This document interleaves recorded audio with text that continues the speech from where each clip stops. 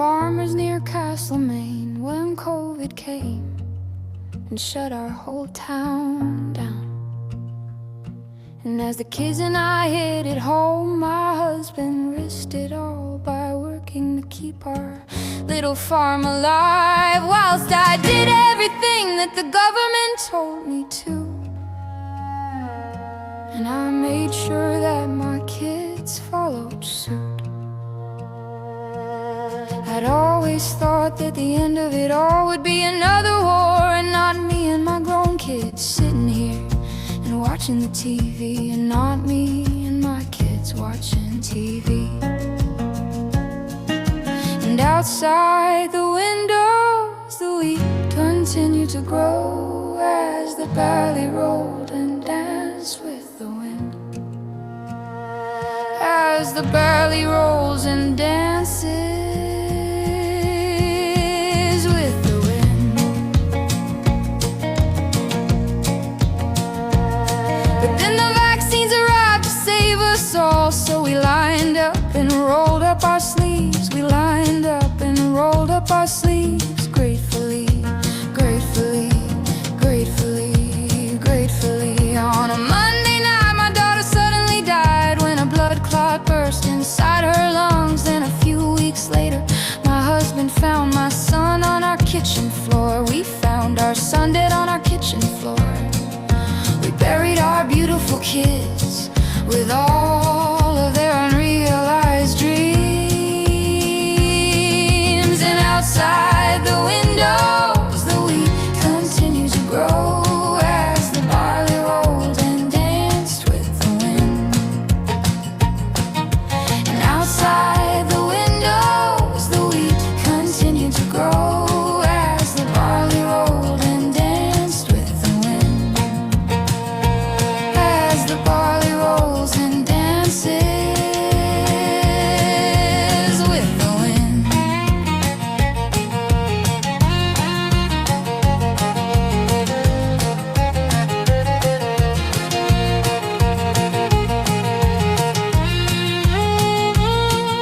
And everyone knew what had happened, but no one would say. Together they were all as silent as the moon. And then COVID moved on, just like the flu. The only difference is that I was now alone.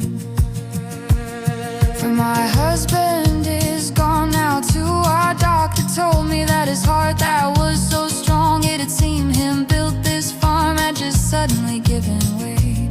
Had just suddenly given way.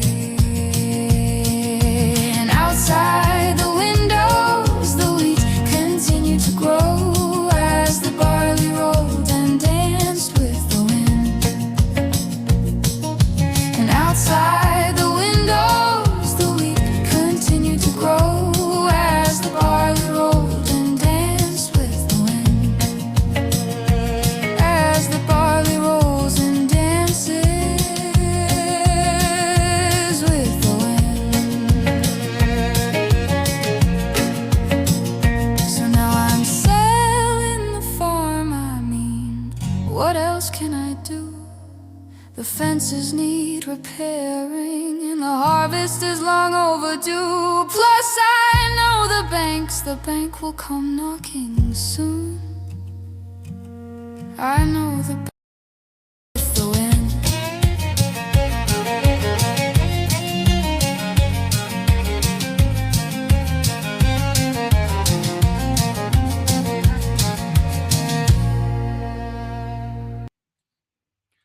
Tonight I have a special guest on. It's a friend of mine called Kofmansky. He's incredibly brave man, very outspoken, and yeah. So I'm just going to bring him on now. Hopefully he's got his makeup on. He's looking good. Here he is. How you doing? G'day, Michael. I don't feel like a guest on your show. It's been a while, but I feel like I've come home. Yeah, that's right. Your microphone is bigger than you. Exactly. I feel like I'm part of the furniture along with the microphone. You are part of the furniture, brother. It's just haven't seen you for a while and coming through. And thanks for coming on. And Before we go, let's have some people who don't know you. You actually ran for politics in what was the party called? 2022 for the United Australia Party with Clive Palmer. Yeah, that's right.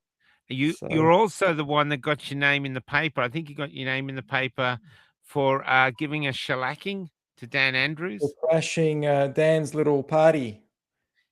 He's, he's Give having a little ceremony. tell people what happened at that party. Well, it was on a Friday, so it was on the Friday evening, close to Friday night, sundown, and that's when the Jewish Sabbath starts. So it was within like an hour, and I heard about it the last minute, and people were encouraging me to go because they knew that I would crash it, basically. So I decided to go.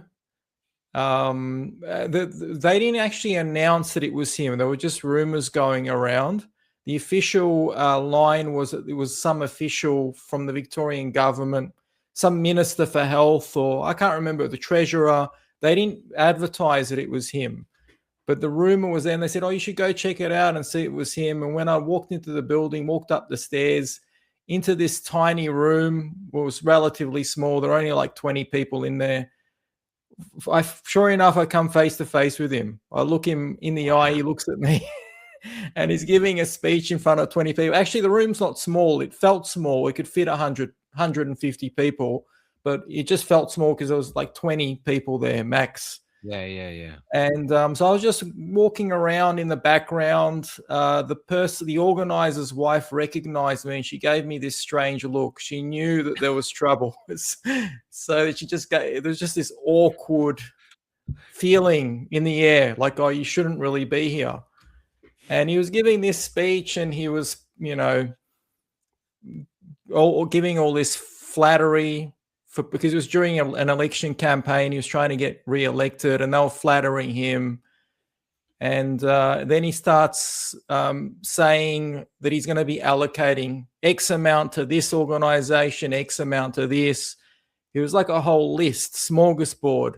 He was like throwing gifts at everyone, Pied Piper. So then I just screamed out. I said, hey, Danny boy, it's not your money. It's taxpayers' money. It's not your money to give around and throw around. And he was shocked. He looked at me. Yeah. He was in complete shock, horror. And then he said, sir, excuse me. I can't remember exactly what he said, but I remember he called me sir. And he looked very awkward. And then he just said, basically someone came, one of the security guards, they manhandled me and they threw me out of the place. And he, ironically, as I was being manhandled, Dan Andrews was talking about how important it is to have free speech. He said, I respect your right to free speech, as I was getting pushed out of this venue.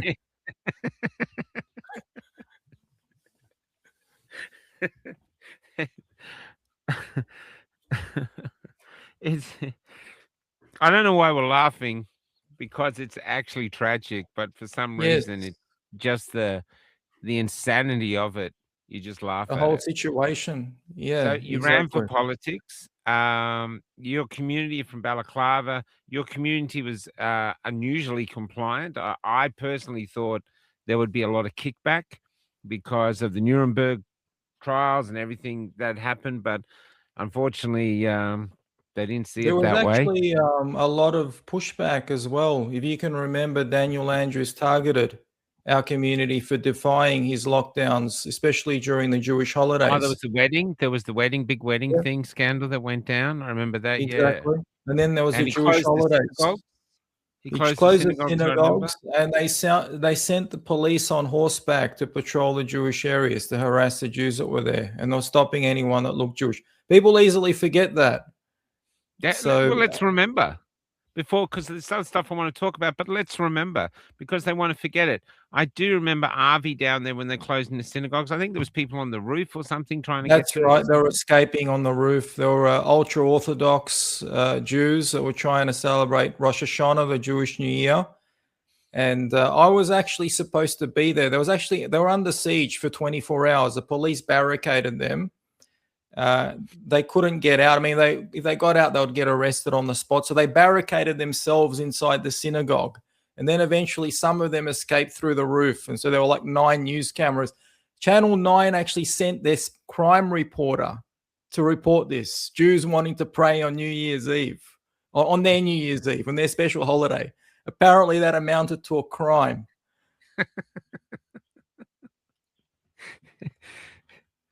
I do remember those times. Now you're coming back. The wedding was a big one. I remember the wedding, and yeah, I think that wasn't that like the first time the synagogues had been closed since the war. I mean, it was really that rare an occasion or something.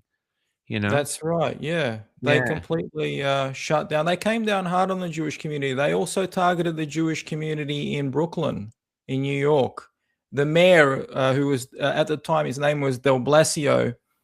Ironically, he was of German origin. He part German, part Italian.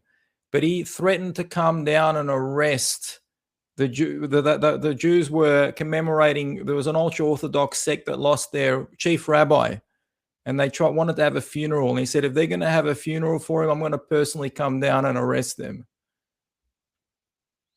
Wow. Wow.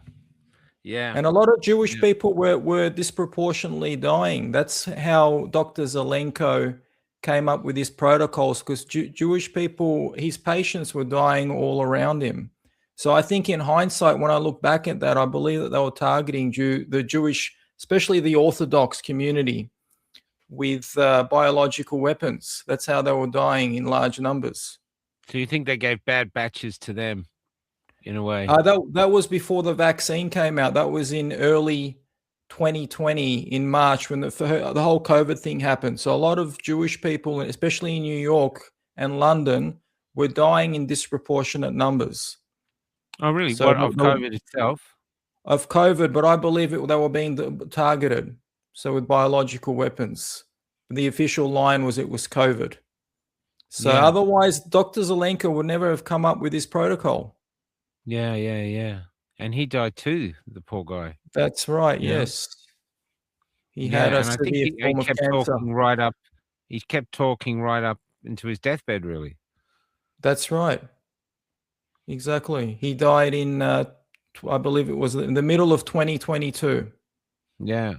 And then, and this will get me in a lot of trouble, and then not only are you dying disproportionately and having your synagogues closed, but then the world goes, it's the Jews that are doing it all. So you get the blame for it as well. So, and a lot of people got to be screaming at their screen now, but I don't care. They did. I don't know who's behind it. I don't believe it's one community. There's but now, Leon, this is 6 years on now. And the thing I wanted to bring you on now was the hate speech. But let's first look at Bondi. Now, what's his name? I think the police commissioner of New South Wales and others have come out and said this was not a religious attack. This was not a fundamentalist Islamic attack on the Jewish population. What do you think yourself? I'm just at a loss for words, Michael. They're just trying to make it out to be something completely different. They think that we're all fools. There's just nothing to see here. Oh, it's right-wing extremism. Yeah. Then they start talking about, and I don't like, the NSN. That's no secret. It's quite obvious for obvious reasons. I don't like people Well, I'm like not that fond of you either. So it's Joel feeling Davis. mutual. It's a mutual feeling. Joel Davis and whoever that other guy is, a few of the characters there. I don't like them. But the fact is Joel Davis and this other character, I forget his name escapes me, Thomas Sewell, they didn't pull the trigger that day. It was fanatical Islamists backed up by Marxist communists. Even though the Marxists and the communists weren't there pulling the trigger, the ideology that led to that inspired that, came from the political left, which has overtaken our academia. The ABC, which is one of the most influential media arms. It's a government-run organization funded by us, the taxpayers, and the Fairfax Media and the Green Left Weekly, all these crikey, they've created this environment that is hostile to Jews, along with the Islamists and all this, all this ideology that they brought with them from the third world that they've imported into Australia that's completely foreign to Australia. And the government is gaslighting us. They're gaslighting the public by saying, well, it's guns are the problem.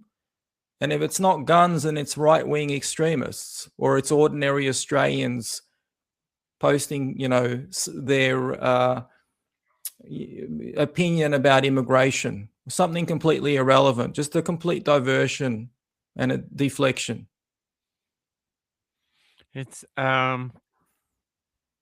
I mean, the thing was horrific to see. I mean, it was just a nightmare to watch.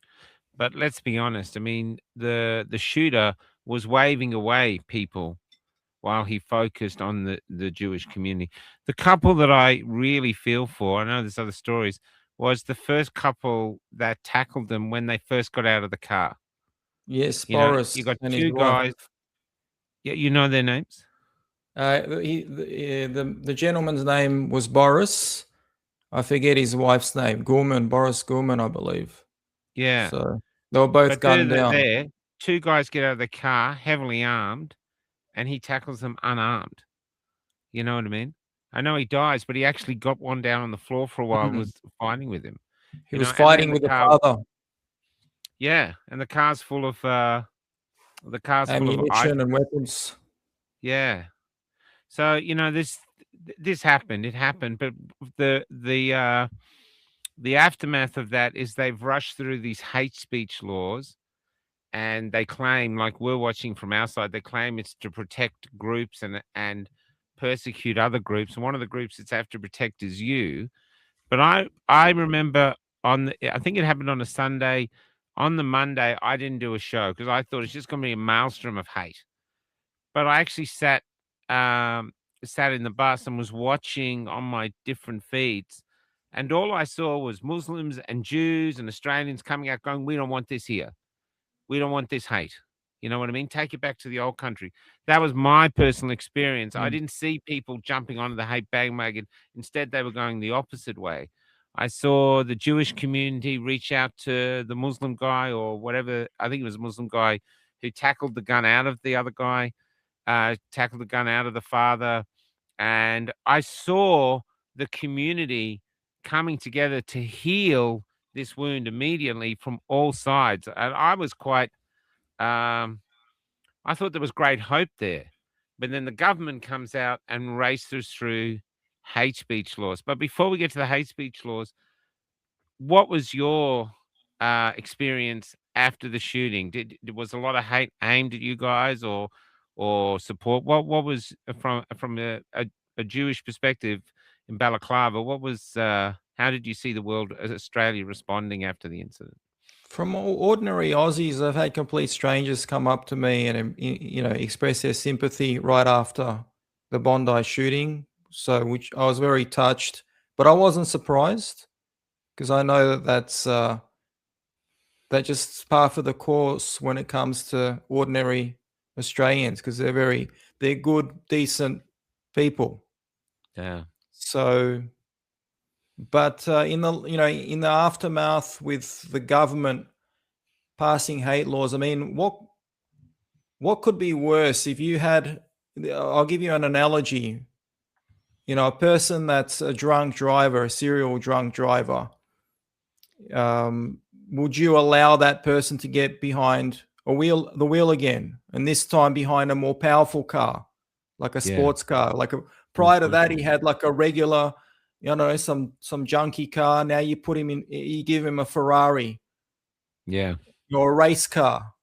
Yeah, that's the government. The government is drunk on power. You're going to give him even more power. That's counterintuitive. Yeah. All the laws that the government had up until prior to the hate speech laws, they already had systems in place and laws in place and regulations in place to prevent this sort of thing from happening. Yet they not only do they refuse to address the root cause of the problem, which is, unfortunately, I'm not going to sound very politically correct, is coming from the Muslim community. And it's coming from the Marxists and the leftists who control our academia and the media.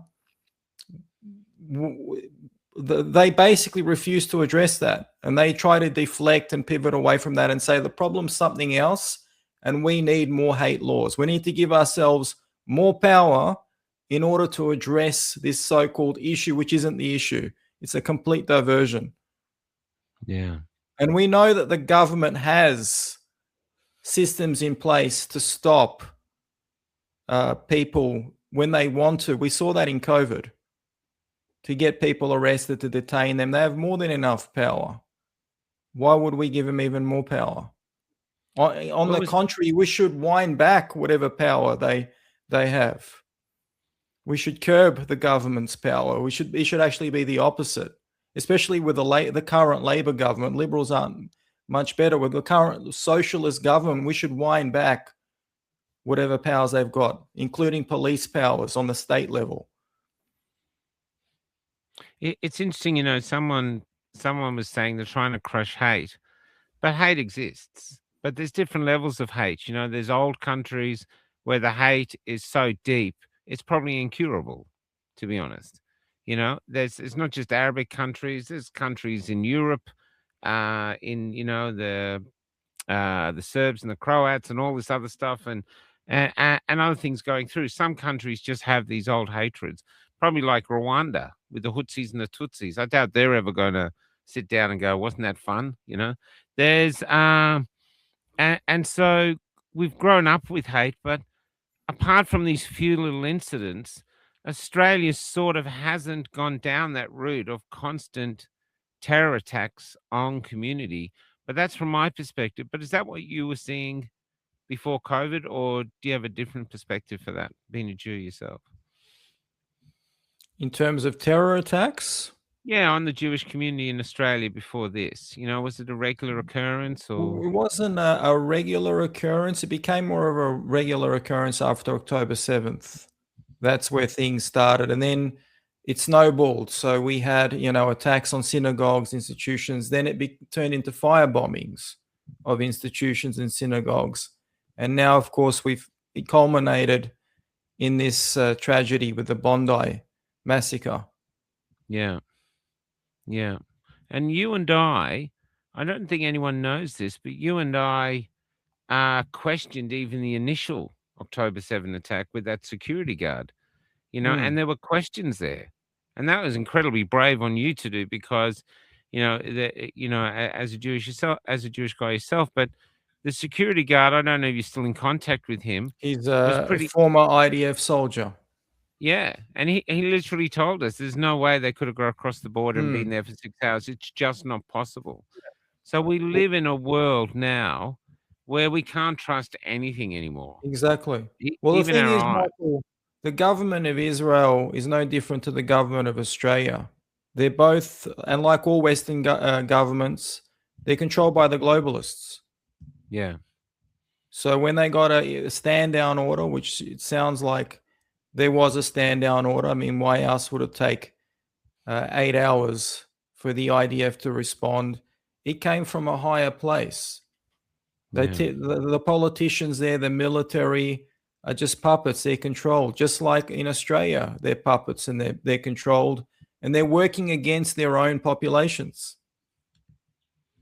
And so we're seeing this the same all over Europe. We're seeing it in England. We're seeing it in Ireland. There's riots in Ireland at the moment that they're not covering, where the original locals are fighting the new migrants, which are all fighting age young men, basically. Yeah, it's like they're trying, and this is one reason of having you on, is they're trying to divide us. They're trying to get us to hate each other. And so when you look at incidents like the Bondi thing, do you think this was just two guys, and it's only after your opinion, to a father and a son who decided, hey, what the hell, instead of going to the cricket, let's go shoot up a Jewish festival and get killed doing it? Or do you think there was something behind it? Well, my take on this, and, you know, I'm not saying that it's correct, but just based on my observation and study and research, that they were legitimately indoctrinated into Islamist extremism. The globalists use Islamist extremism as a lever. So, when the October 7th happened, just because the Israeli government gave a stand-down order on behalf of the Council of Foreign Relations or the World Economic Forum, wherever globalist body they're getting their orders from, it doesn't absolve Hamas or the Arabs that went in there to massacre and slaughter the people there. They don't get a get out of jail free card.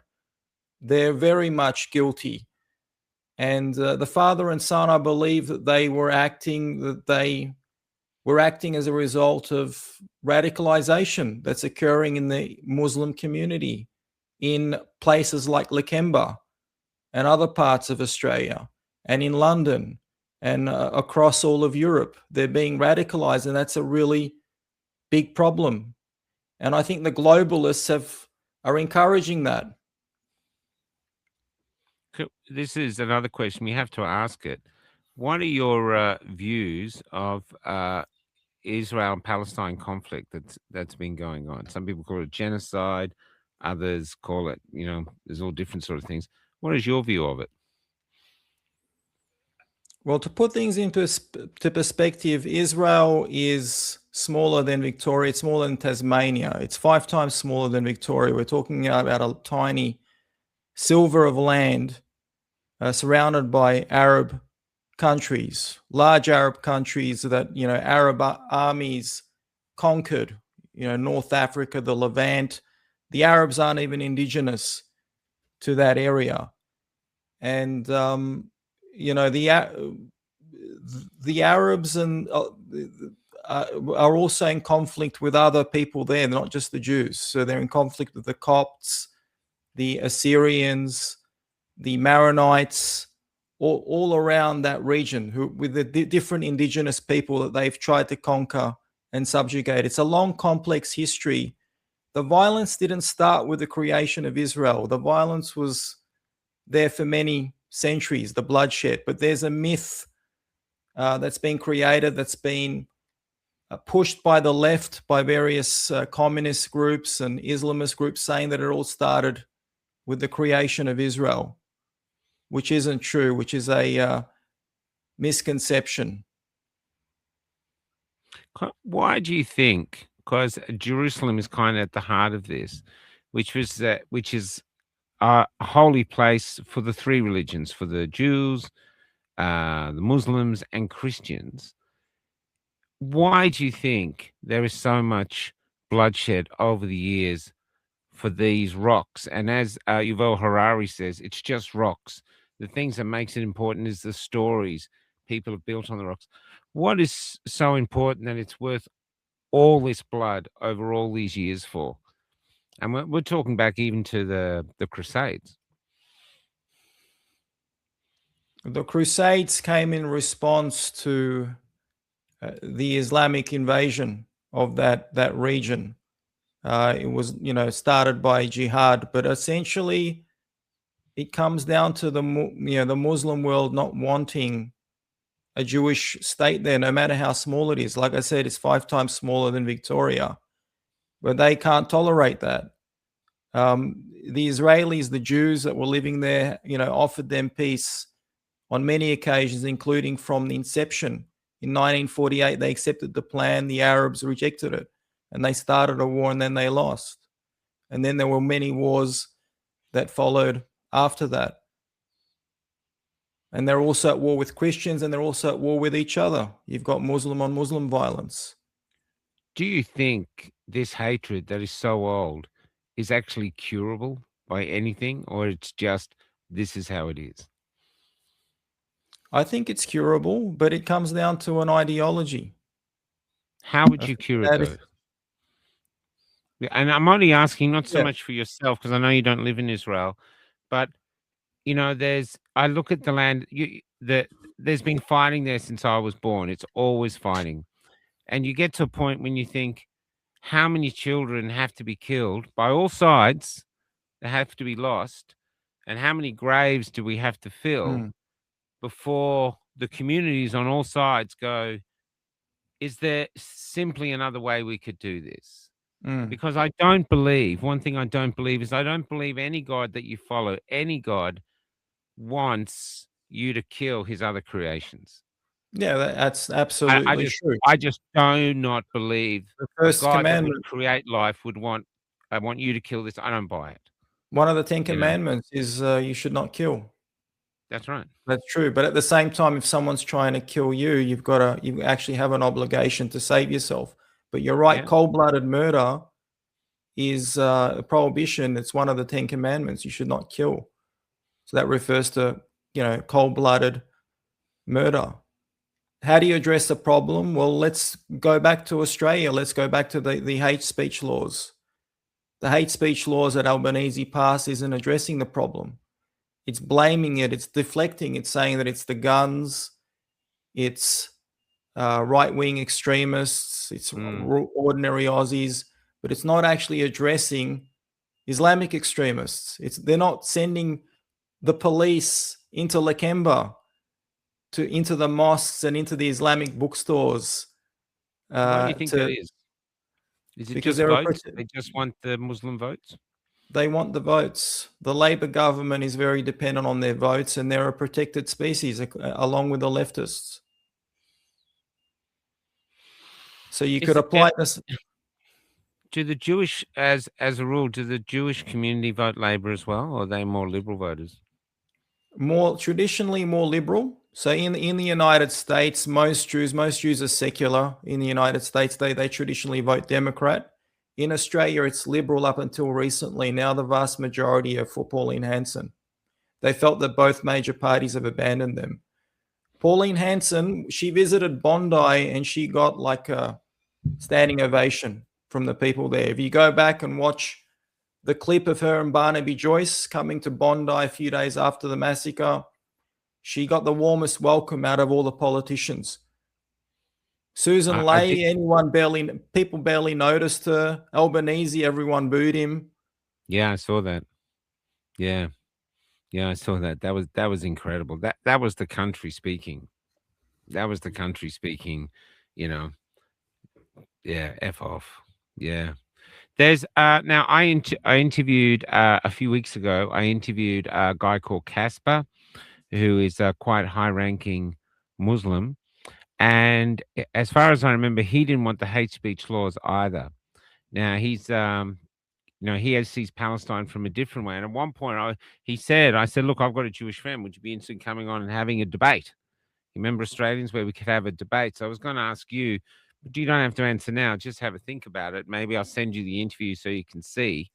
But it was just the drive is not to actually get clickbait or people watching this. It's more to see, is there another way to go other than just digging hate deep into this culture here, which in our time growing up here doesn't have that intense hatred that other older countries have, or at least from my perspective, it doesn't. So I don't want you to answer now. I want you to have a think about it. It's not fair to put you on the spot. But the other thing with it too is, one, we don't have debates in this country anymore. It is just basically your way or this way. And I know there's a lot of Palestine, free Palestine protests everywhere. And this is also going to get me in a lot of trouble. But a young woman said to me once, and she's not Jewish, she's not any religion. She was just an observer. And she said she said this to me, and the conflict with Palestine had been going on for a while. And she said, Israel has the most advanced army in the world. They all got all these advanced weapons. And they say that the genocide has been going on now for, like, say, 18 months. Why aren't the Palestinians all dead? I The mean, population has grown. yeah. So, and then when I was watching the hostages being released, there were all the Palestinians around them getting released. They're having festivities. All with their mobile phones. Expensive and none mobile of them, phones. you'd think after 18 months of starvation, they would look like, well, Holocaust survivors, Skeletons. Yeah. but they didn't. They were No. so. To It's a me, I don't. psyop. Yeah, I don't trust anything anymore. So it's not It's a that I'm saying it's psyop. not true. It is true. Yeah. But what is true is virtue signaling is basically it's you can support Palestine in this conflict because it's safe, because the majority will be on your side. Where in actual fact, if you look at it from thing, it doesn't make sense. The Exactly. initial crossing of the border, which we covered, with the security guard said it couldn't have happened the way it happened. But people did get killed, and there was all sorts of things. So I don't know. I'm not there. I wasn't there. I couldn't see it for myself. And now we're seeing other things that don't make sense. And this is the world we live in now, Leon. It's a world that just is full of nonsense. And the Exactly. only guide is like a voice inside of you, which is this common sense sort of thread. Is that how you still see it now, or is Absolutely. it? I'm willing to look, I know I see it on the ground. The Israeli government is not there to support or uphold the Jewish people. They're working against the Jewish people. A lot of Jews have been hoodwinked. But I also see on the flip side that a lot of the Palestinian stuff is just garbage. It's propaganda. It's all based on lies. That there's a genocide. The globalists are playing both sides, and they're trying to whip up hatred. And ironically, a lot of people in the freedom movement who questioned all of the crisis movies that were coming out during COVID and the crisis actors, and they saw what it was, are taking all the propaganda that's coming out of Gaza at face value. And a lot of it's AI generated, a lot of it's staged. There's a lot of imagery and footage they claims come from Gaza that's actually from Syria. It's well documented, as well as natural disasters like the earthquake in Turkey. So, but yet they're falling for it, hook, line, and sinker. So we actually have a secondary war front now, which is social media. What side in a conflict better sells the victim side of the conflict to the world? And now with Exactly. tools like AI, I mean, we're only seeing AI now. Literally, you can't tell what's real or what's not anymore. That's right. You sit there looking at Exactly. something. Is it real? Could it be this? You're looking for any signs it's not real. But basically, reality now online is gone. It's a guess. Yeah, Exactly. The I'm lines are actually blurred. AI. Actually, I actually think the The fact AI that generated. AI would do a much better job because I'd look a lot prettier and less scars with AI. But yeah, they're actually to show you how good it is. I uploaded one of my plays, Marooned, to Grok, and said, "Can you do a review?" Because Rahana's trying to make it into a film, and it offered me I think it was a Google, one of them. It offered me if I wanted to have a half an hour podcast that talks about the play, and it was a man and woman talking, and they sounded real. They sounded Wow. like they'd seen the play. And it took minutes. It read the play in minutes, and then these two voices, they're joking, going on, getting serious. And I was thinking, Holy moly. Wow. yeah. And it was a good review, so I kept it. But it's You should play it. still, Did you play it? yeah, I'm not going to play it tonight, but I don't know if I downloaded it. I think I sent it to Rahan to say, listen to this. But there's something strange going on that way, with this, because you realize AI now through social media has the ability to manipulate all our realities by constantly hitting us with things, and so we're all victims of it in a way, even if you don't think so, because it's 24/7 nonstop smashing you. This is what you're seeing. It's pure manipulation. It's not just AI, it's the algorithms as well. Yeah. They just manipulate people. And it's done on a subconscious level. People don't even realize it consciously. They're being manipulated. They think that the thoughts that they're getting are their own thoughts and the feelings, but it's all coming through this algorithm that's manipulating them. Why did you decide to be so outspoken? Because I know you've copped flack for it from your community and outside. What is it about you that's decided, no, I'm going to speak out? Because I mean, you have no idea how many people I had contact me going, why have you got that Leon on your platform? Why have you got that thing? And I'm like, fuck you. It's my platform. I'll have on whoever I want. And to me, it's about free speech. You know, if a Muslim guy approached me, he wanted to have a platform, wanted to do his thing, and he wasn't spreading pure hate, or asking for violence, no problem, be on. But why did you decide to be who you are, Leon? Why didn't you just stay Very, silent and very simple, because I've stayed silent in the past and I regretted it.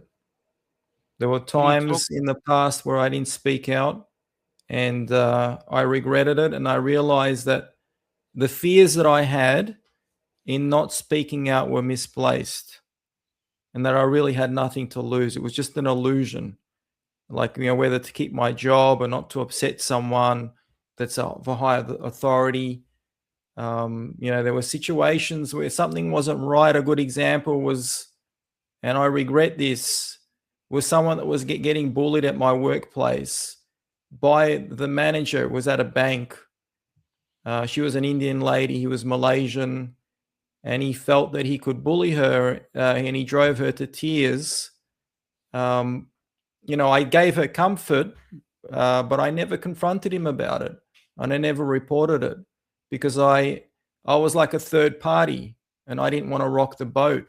And to this day, when I look back at it, I regret it, and I'm very ashamed that I never confronted him about it. I never went to his superiors.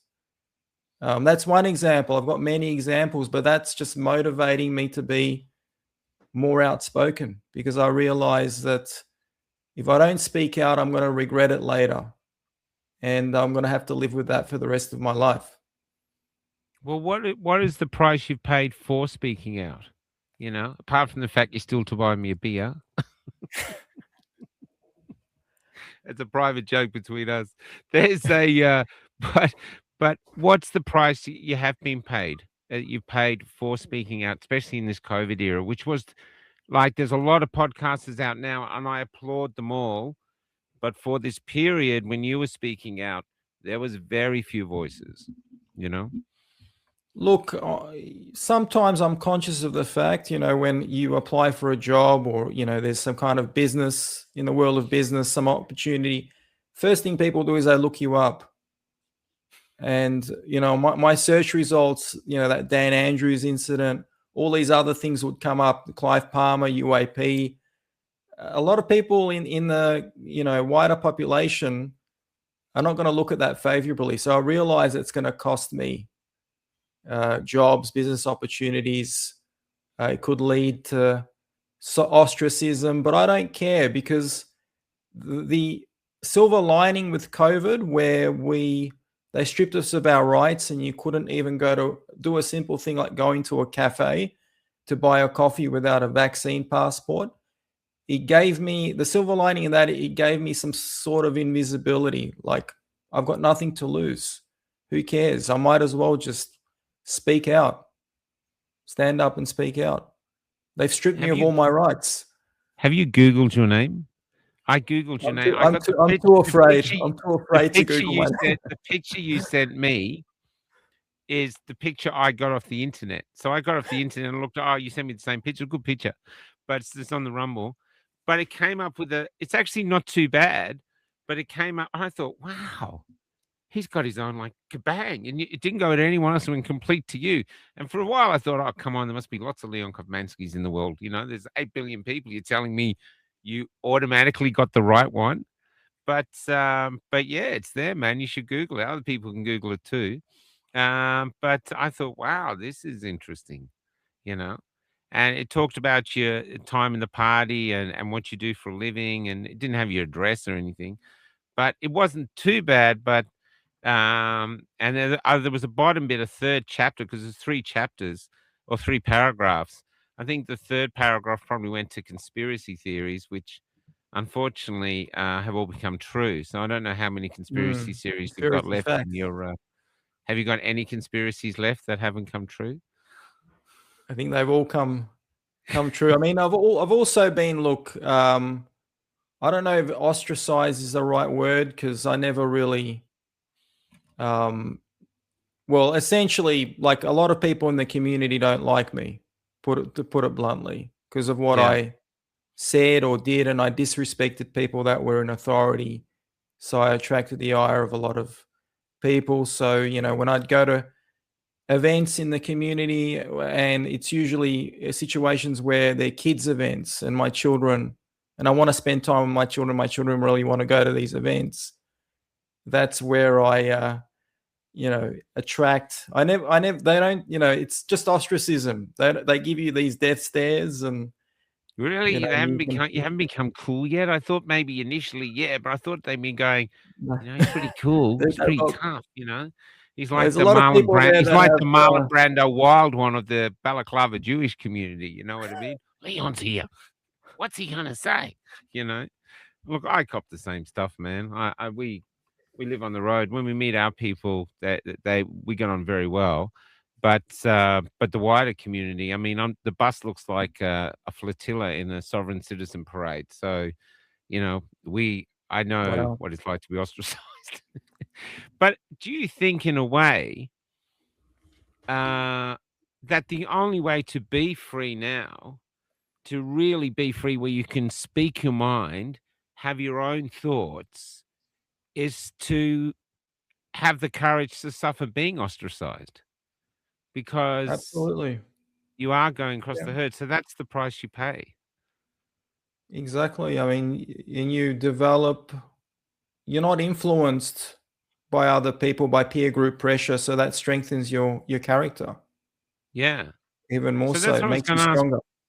How have you benefited? What are the things you've learned that, say, you'd pass down your son? This is the lessons I learned from being a standing man in a community not just a community, a whole state that bent over. Look, I'm very. I mean, in hindsight, we saw what happened with the vaccines and the vaccine injuries.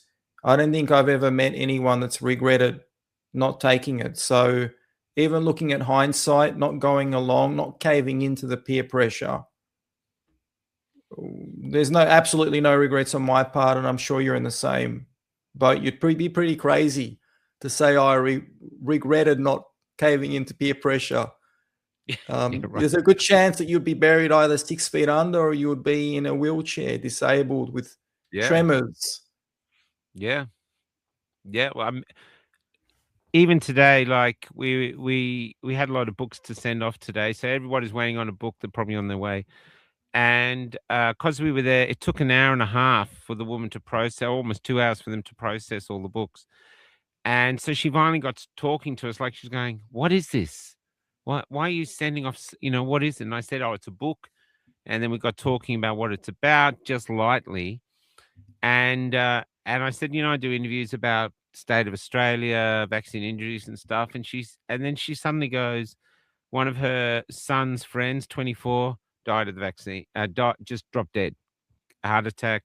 Her brother got turbo cancer. She never heard of turbo cancer. We brought it up dead.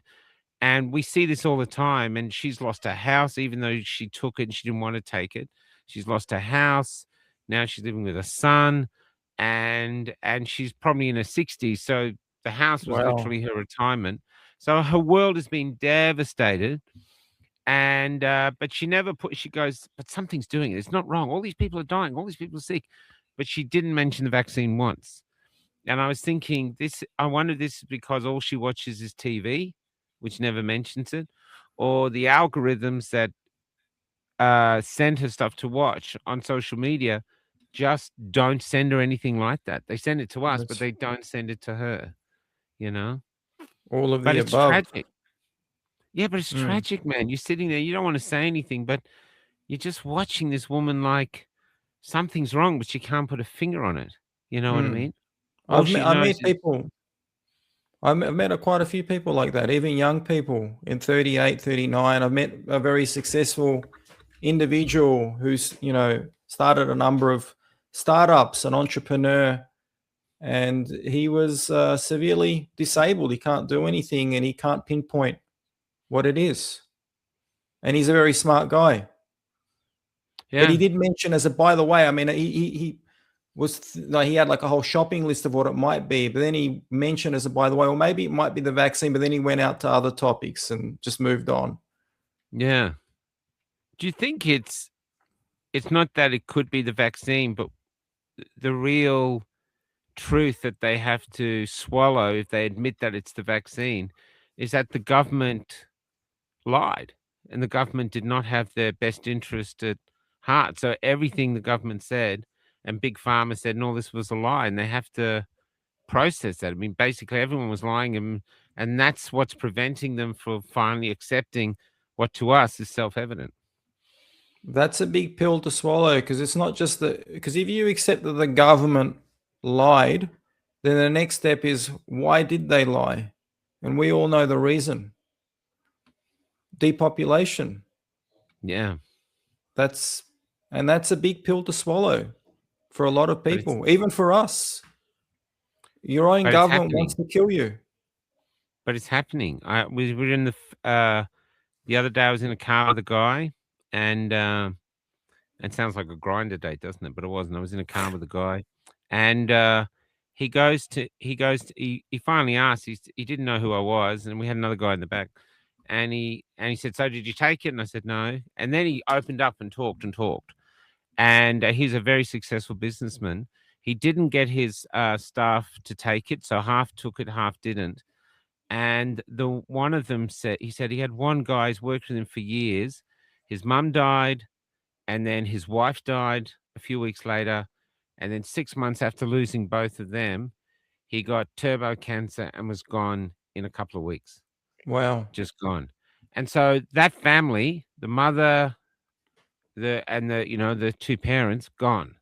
So there might be kids left, but so we're seeing the evidence of democide out there. We're seeing the evidence of depopulation. The Japanese have come out and said they reckon 1 billion people have died of the jab at the moment. I don't know Wow. what they based that on, I'm not surprised though. but here's what we're seeing. And yet there's no I saw this. I actually wanted to show you this. I thought it'd be funny. And then I want to move to this. So I saw this. Can you Should we read be it? writing? Because it feels like we should be writing. It sounded like a Jewish joke. Should we be writing? It feels like we should be writing. The other one I saw, this is really bad. I just bring up just to lighten the mood. I'll see if I can find it. But this gave me the giggles. Maybe it's not here. I think, hold on. I think it's, bear with me for a sec. Let's have a laugh and then we'll move on to heavier crap. Did I get it? Did I get it down? Did I get it? No, I mustn't go. Anyway, I think it was about Woody Allen is in the Epstein files. What a surprise! But the meme said, surprise. but he wouldn't have done anything bad there because he wouldn't have betrayed his daughter. His underage daughter. That's right. So, it's just... Anyway, this gets us to the Epstein files. At first, I didn't understand why they'd been released, and so I was a bit cagey. But when the more stuff is coming out now, and you get it from podcasters because there's 3 million files, what are your views? Have you been watching any of it, and what are your thoughts? Well, I haven't actually examined the files myself. I haven't really dug in deep into it, but I saw some interesting images of Epstein and Mick Jagger and Bill Clinton eating dinner. And the people that were posting this commented on how unusually white and pinkish the meat looked. And one chef, I don't know if he's a chef. I mean, anyone could say that they're anything on social media, but he claimed to be a chef. He said he never saw anything like that. That's not how meat generally looks. So take of it what you will. Well, the only other thing there is, like, there's a picture of Prince Andrew on top of some young woman, and she's got her face blacked out, and he's looking up at the camera and he's smiling. Now, the thing there is, say we'd all gone to Vegas, and there's a law with Vegas. What happens in Vegas stays in Vegas, which means you don't take photos of Mhm. your mates doing things with other women. You just don't do Unless it's that for blackmail purposes. unless it's for blackmail. Now, so if he wasn't looking, if the picture was taken like he didn't know the camera was being taken, I'd say, oh, that was a blackmail. But he is smiling at the camera. So Just like with he Virginia Guffrey. I didn't know who he was with. But Oh to no, me, another photo, okay, but to me, the when he's famous looking photo. up, yeah, the famous one, but there he's next to her. But this one, he's on top of this person. And this was Kelly that actually brought this up. He wouldn't let that photo go out. If I had taken it, he would have gone, hey, who's that guy? I want that photo. I want that camera Mm, destroyed. That would be because he knows his mum's the queen. He's not like sitting there going, oh, she'll be fine. She knows I'm a pedo. He would not. He would want it. So why is, it just was like too much. It's mm. like it's like having a Christmas where you wish for something and suddenly you get everything you wish for. Never happens. So I've been trying to watch it this way and sort of be sure that we're not being manipulated. But now the story's coming out of what they've done to the young people, especially the young girls. There's questions of murder. Now there's questions of them eating babies and stuff and using the adrenochrome for it's getting to a point do you think some humans later to this have a trouble with this and a trouble with COVID because at our base, we are just simply not that evil. And it's kind of very difficult for us to conceive that you and I would go out for dinner and sit there and murder and eat a baby. Yeah, I just couldn't Mm. think of any way that I could get you to agree to a dinner party like that. Well, you're spot I don't on. I know. mean, we usually make fun of normies, in the alternative space, and mock and deride normies. But could you really blame them for being normies? Because you have to, in order to be awake, like red pilled, and see the world for what it is, you have to accept certain truths. And this is what you alluded to. You have to accept that there's evil out there that is beyond human comprehension. It's demonic. Who most people, to tell you the truth, if they were to see that type of evil, they would lose their sanity. So Yeah. could you blame a normie for wanting to be, some of them, I don't know whether they're willfully ignorant, some of them probably are, but do you blame them for wanting to shut their ears and their eyes and not listen and just go along with the mainstream? Maybe deep Yeah. down on a subconscious level, they know the truth, but they just don't want to acknowledge it because of the Well, they know. enormity and the gravity of it. Yeah. So they know there's a darkness there, an extreme darkness, but they just don't want to go there. It's just, yeah. Which makes you wonder, why do you think they've released them?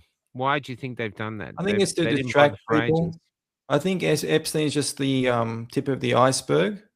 I think there's a lot more happening in other circles, in other elite circles. We also had Jimmy Savile over a decade ago when he passed away. Yeah. There was all these stories of him molesting children and having relations with dead bodies, going to morgues and doing all kinds of sick things. But even that was just the tip of the iceberg. If you look deeper, you look at all this information, you'd find that there's something much more sinister with Savile and other people. I mean, Savile was hobnobbing with he was friends with the monarchs, Prince Charles, with prime ministers, including Edward Heath, who was never married, and he had awkward relationships. Apparently, a number of boys disappeared that were brought on his yacht, never came back again, never heard from again. So there's all this stuff that's happening in these elite circles. And I think whatever information that's coming out about Epstein and even about Savile, they would allow certain truths to come out, but it's to serve a purpose. And I think that purpose is to have us even more distracted and look in a different direction. Can you put Ben back? That last thing. Yeah, I agree with you. I just wanted to look at this thing here from Ben. I love to be a normie. Unfortunately, I was not selected for the team. It's right at the moment. You felt awake. Like I knew Epstein. I knew bad shit happened. It was clear. But now that it's actually coming out, I actually feel like you're waking up again. You're sinking down a level. You feel the darkness pulling you down. And that, like, well, let's put it this way. Have you thought from the beginning of COVID that this was a spiritual war? I felt it, yes. When they announced first time they announced the mask mandates that we had to put on the masks, that was on a day called Tisha B'Av. Av is a month in the Jewish calendar where all these calamities befell the Jewish nation and the world. World War I broke out, and biblically, a lot of things, terrible things happened. And the ninth day specifically, the ninth day is like the worst. That's when the temple was destroyed. And on the ninth day, that's when they announced the masks. And I just knew, I felt that it was what we were up against was pure evil. And so, in fighting that and combating that, because the whole upper echelon, or all those above us, people don't like me calling them the elites, but those above us, these very wealthy, powerful people, whoever they are, if they're the enemy and if they are demonic, then what are we fighting for? Are we fighting for light? Are we fighting to bring, because we all have different gods or religions we follow. What are we actually fighting for? What is victory for us? Well, you see, I think it's no coincidence that Australia, the life here, the socioeconomic situation really started to go downhill when the Marriage Act was passed in 2017. And less than 2 years later, we had COVID. That was a sign. You know, Australia, even though I'm not a Christian, Jews don't proselytize. I acknowledge the important role that Christianity plays. It also promotes the Ten Commandments, the idea that you should be a moral person. You should, acknowledge God, respect God, worship God, adhere to certain moral codes, have a family, not be sexually immoral. As soon as that goes out the window, that brings a lot of calamities. And we've seen that since time immemorial throughout history. Whenever a country abandons God and lets in these other foreign ideologies, foreign gods, or socialism, communism, atheism, whatever it is, hedonism, the society doesn't last. It all goes downhill. The empires fell because of that. And we're seeing that play out in Australia. So I think we need to go back to basics, back to our roots. For Christians, they need to go back to their Christian roots, start going to church, worship God, be a moral person, get married if you're not married, have children, and promote, engage in acts of goodness and kindness, that, give donations, help poor people. This is what will get our society back on track. The trajectory that we're on with this woke garbage, that's going to destroy our civilization. Yeah. You remind me of a bearded Charlie Kirk. And I don't mean that in a bad way. I really don't. I mean, this is what he was basically selling. What were your thoughts on the Charlie Kirk shooting? Well, Charlie Kirk's actually an inspiration of mine. A lot of people that I look up to are actually Christian. So Nick Patterson's another person. Yeah. So I'm very much inspired by a lot of these people.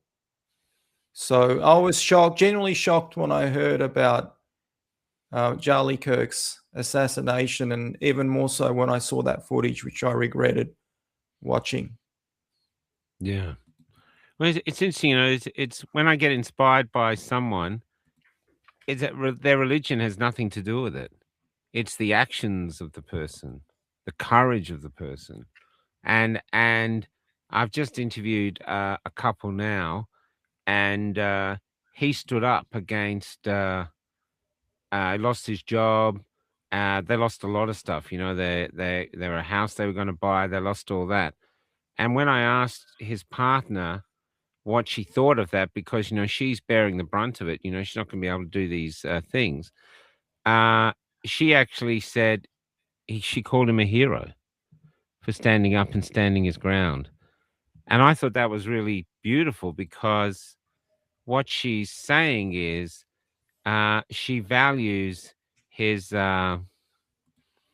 ethics more than his commodities. You know what I mean? And I have been wondering, and it's probably not going to be a question, but please join me. Moses came down from the mountain with the commandments, right? And the people that he'd left behind were following false gods. And I wonder if we're in that kind of time now. Say the commandments are like a rule book for decency. Not everyone's going to follow them, but the majority follow them. You can have a civil society. And yet now people are coveting stuff. I wonder if this is the end of the age of materialism, because I mean, everything you buy is shit anyway. But I just wonder if this is, instead of the end of our culture or the end of even humanity, whether this is a critical moment in time where it doesn't matter what religion you are, what race you are, you're a human being right here, right now, and you can decide to join the side that wants to fight for humans to be worthy to be here, to be a powerful human being, or to be a slave.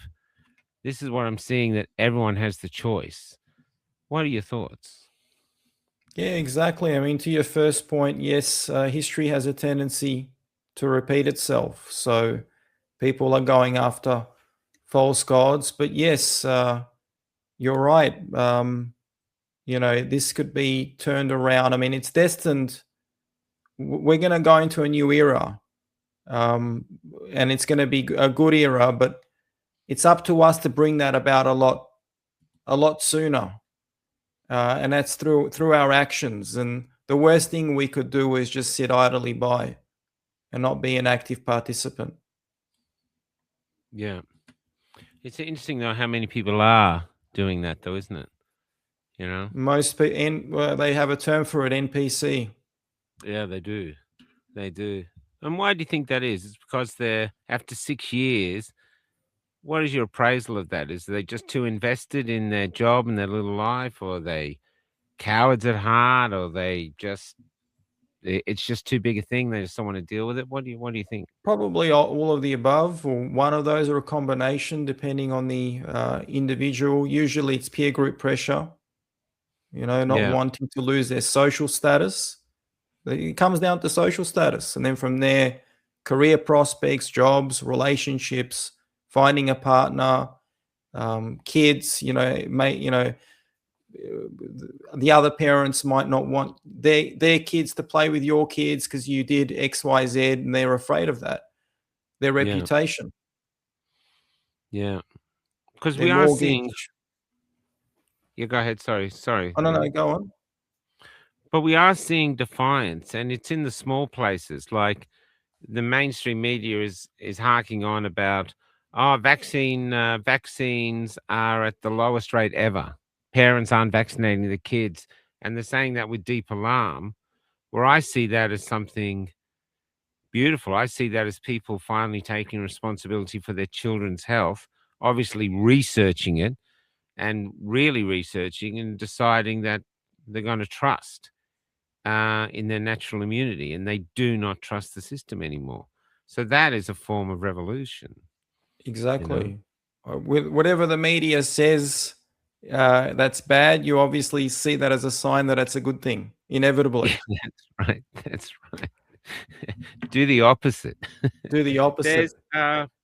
So where do you think we're going now? What do you think's coming in the next? I know you can't decide if there's attacks or anything. We can't but we can't predict that.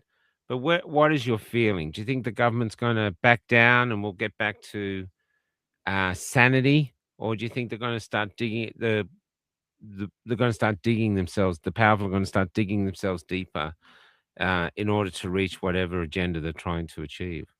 Well, one thing I can say is that the current Labor government, for sure, with great certainty, is that Australia cannot put up with this Labor government for any longer. They're an existential threat to this country. Albanese is an existential threat. And no, I'm not calling for his elimination. I'm not saying that. I'm not calling for any illegal activities. I'm just saying that he needs to step down from his job as Prime Minister. The Labor government needs to step down, but that's easier said than done. The Liberals aren't much better. They're very much a part of the problem as well. But they are, bottom line, they're an existential threat. How are we going to stop them? I mean, I don't have unfortunately, I don't have an answer to that. There are no easy answers. I heard today that Pauline Hanson, she was adamant. She was actually straightforward. It was on a Sky News interview, and the guy interviewing was sort of like leaning like this, as if he was scared of her. Yet she was on a screen, and but he said to her, "So you are you willing to work with the Liberal Party, like a coalition with the Liberals and Nationals, to get in?" And she said, "Of course." And I really admired her for speaking the truth, because she said, we can't make government at the moment, but doing this way, they could get in. And I thought this is something about her. She's the only politician I know, apart from Trump, that answers questions directly. You ask them a direct question, she gives you a direct answer. And what's ironic is, even if she is seen as like, oh, she's peddling racism, she's peddling homophobia, she's peddling anti-Semitism, she's painting Islamophobia, she's pushing Islamophobia, and yet the majority of Muslims and majority of Jews are voting for her. Are you sure it's the majority of Muslims? Yeah. But we talked to the Muslims. There was an instinct to have these Muslims where this is the ones we spoke to. So I'm not saying all. No, fair enough. But they're finding out that there's a lot of people, a lot of migrants, a lot of people from other religions, Indians, and all the people she's supposed to attack, Asians, are actually supporting her, which means that here's a woman that's doing everything that the government says is wrong, and yet here she is growing in popularity. You know why a lot of migrants are supporting her? It's a very simple answer. They fled their countries for a reason. They come to Australia for a better life. All of a sudden, to see Labor and even the Liberal Party turn this great country into the country they tried to escape. Yeah. Yeah. What a comment. What a comment. And a woman who used to have a fish and chip shop is their only hope. Isn't that amazing? I have to say, I don't know if I'll vote for her or not. I've never met her or talked to her, but you have to admire her tenacity and her stubbornness and her determination, because she's still selling the same story, and you can see how she's learned. I mean, they've thrown everything at her. That's right, including and jail. all they've done is, it's like is the word tempering, where they put the sword in the fire and they keep burning it. All they do is make it stronger. Here she is, and the people adore her. That's you see her when she look at you said about when she came to Bondi. They're booing at Albanese, and they're embracing Pauline. Yeah, polar opposite. They even ignored Susan Lee when she visited. No one really paid much attention to her. Well, why should you? I mean, she's like Labor light. Hopefully, she'll be out soon. Yeah. Do you think the Liberals, the Nationals can survive? That's a good question. I think the Liberals are now more vulnerable, that the Nationals have left the coalition as a result of the hate speech laws. it would be interesting to see. I would like to see a coalition. I don't know how realistic this is between One Nation and the Nationals. If they were to make a coalition, then should have a good chance to be in government. But I don't know how realistic that is. Maybe that's just a fantasy. Could Barney B. Joyce be the bridge? Good question. He could even be the opposite, because they might have some hard feelings towards him for ditching their party and going over to her. So it could go either way. He could either be the bridge or the opposite. Well, my friend, that's everything I wanted to get off my chest with you on today. It's good to Thank see you for having me on. Likewise. Is there Always good to be here. anything?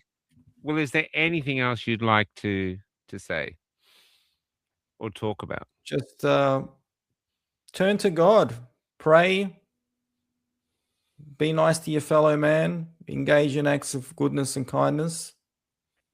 That's it.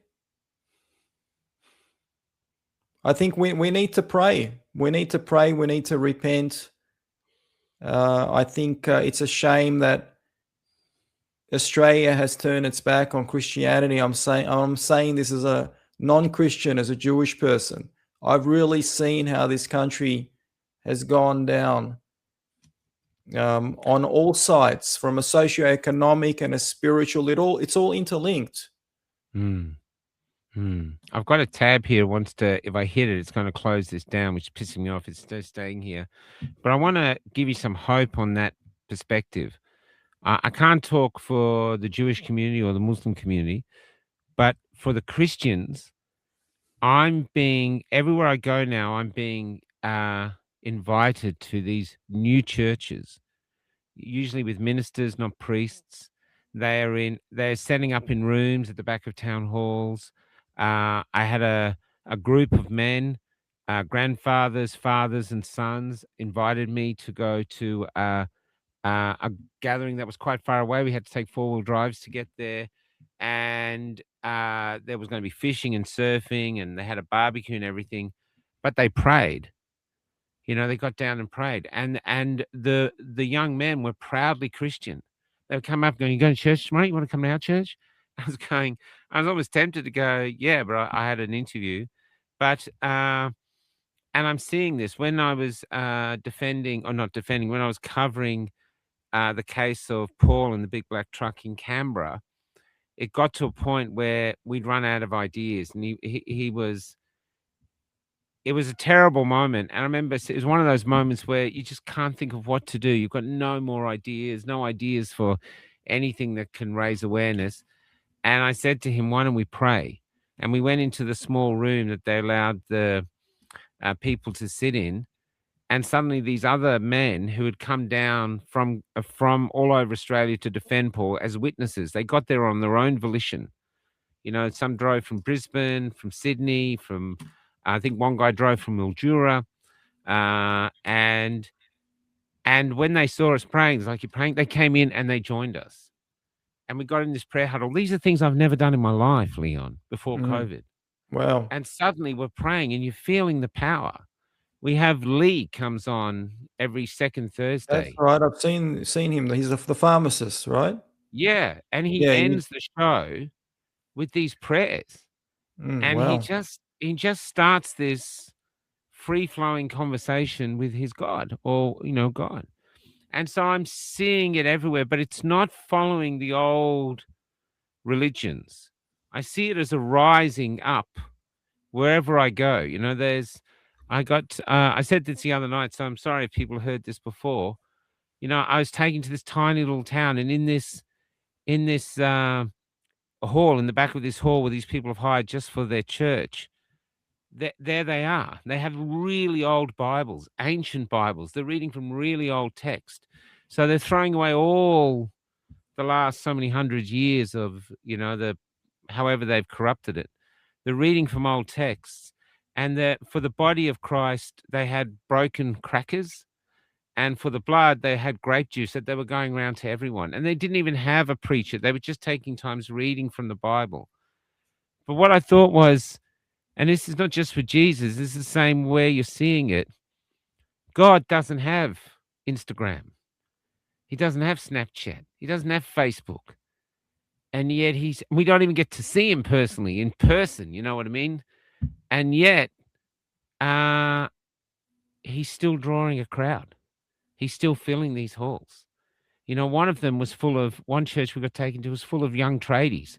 It's things up their arm, young men, they're sitting there with their kids. You know what I mean? I see people gravitating back like moths lost in the dark towards a light. So that's where I'm finding hope. I think and my Irish cousin said to me, I can't do an Irish accent. I wish I could because he's got a gorgeous accent. He said, "There's no atheists in foxholes, Michael." And I wonder if that's what we're getting to. The age of abundance, the lucky country where we didn't need God because we had money, we had parties. Hey, it's all good here. That's ending. We're getting into harder times. And waiting for us there is God. Like, now you need me. Now I'm here. And people talk in all my interviews, even this one, this interview I've just in the couple now. Everybody talks of a connection, of a voice inside, of something. So that's what I'm seeing and finding on the road of Australia, where 10 years ago, talking openly about God, especially on a podcast, You get everyone laughed going, at. What is what he are these on? guys? What are these on? You know, where now it's different. People are And more I receptive. myself have really learned the power of faith. I've learned it the hard way. The long road. I took the rubber bullet road. But I am a believer that there is some force of great good that I believe is on our side, but I don't believe it's all written. I believe freedom, if there is a God, I believe he gives us freedom so that you come to him. You don't come to him because you obey him or you frighten him, but you go to him because you want to go to him. That's And right. you follow him because you decide, I am going to listen. I want to err towards the light. And so, yeah, anyway, now I'm just ranting, brother. Yeah. I shall let you get back to your family. Thank you for coming on. Thank you, Michael. Always nice to be here. Yeah. So, Have you got anything planned? You going away? You having any holidays? You doing anything this year just to change the subject? I recently had a holidays, just so now I'm back in Now you're the back. real world, like Ah, everyone else. except So me. the summer's almost over. You're lucky you get to travel around the country. I envy your lifestyle. Well, do you know that there's actually strategy behind it because I think this country has long highways, and long highways are built for driving, and it's a great beauty. And if so many people say to me, uh, what do they say? They say we've lost our identity. Well, if you really feel Australia, you've lost the identity of Australia. Australia's lost its identity. Take a road trip. Don't fly to Bali. Take a road trip anywhere. Pick anywhere and go anywhere. The view It's a constantly vast changes. continent, the most beautiful country in the world. It's different from Europe. It's different from other countries. It doesn't have the Scandinavian mountains, but there is ancient beauty here. That's And right. you are just the current travelers of this very ancient land. It probably doesn't even realize we're here, but it's worth fighting for. We are privileged to live Exactly. in this country. So You yeah, got to see the country in order to appreciate it. yeah, 100%. And so that's what we do. So I'm trying to be a symbol of freedom. I survive out here. If you can, everyone says, "Oh, I want to do that. I want to do that." Well, do it. Do it. And so yeah. Other than that, I'm a grifter, like everybody says, and this is how I make my living. I don't know. Leon, I've much respect for you, my brother. I Thank really you. admire the fact that you came on in the hard times and did the shows on here. And I love your voice. And please stay Always in a touch. pleasure to be here. Absolutely. Yeah, please be in touch. If you want to come back on, start doing podcasts again, the door is always open for you. Thank you. You know, no Much worries. Even if you want to appreciated. do a sporadic one every now and again, if you get a Yeah, guest, I'd love to. instead of doing it this, just say, hey, I've got a real guest. Can I book in? I'd Doors be open. very honored to. Thank you. Oh, yeah. And so that's it. Now we're going out with, I'll get Kelly to click it because my screen is frozen. And this, we wrote this. This is AI. We wrote this on the day of Charlie died, and it reached like 3 million people very quickly. Wow, It went off. that's But this incredible. is to a man called Charlie. And the reason, I think it's like Steve Irwin. Sometimes you don't realize how incredible someone is until you lose them. And I Exactly. think for the world, Charlie was always there, but we didn't realize how How precious great he he was. was until they silenced him. Yeah. Good night, Leon. Good night. And Thank I you, shall see you everyone. down the road. God bless. Maybe one day we'll have that beer. One day soon. One day soon. Maybe here on the other side, somewhere. I'll join you on the other side, in the outback, wherever you are. Yeah, no worries. Take care. Take Close care. this up. Here we go. Good night.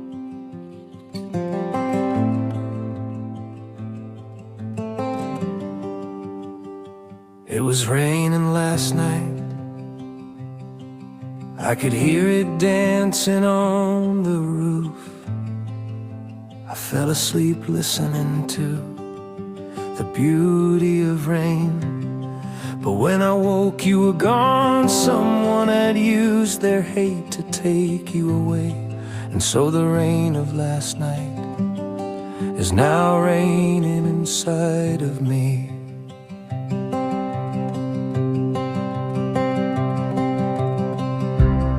I think the angels just might be standing up to welcome you home, as we remain here fighting in the trench that just grew colder. But despite the shot, I know you're not dead. Instead, you're leaving light could become our new dawn. I wonder if when your mother first held you, as all the love you brought was a dawn in her eyes, did if she ever sensed then that a warrior was here, with a tongue for a sword and the armor of truth? For in a darkening world that's being turned upside down, you were a single man that rose until we could see you from here. How many roads must a man walk down before we call him a man? Well, I'm on your road,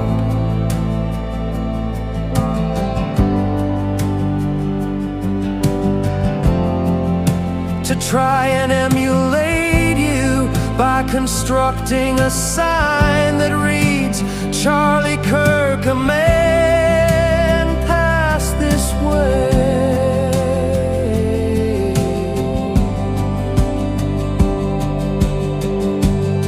On his journey to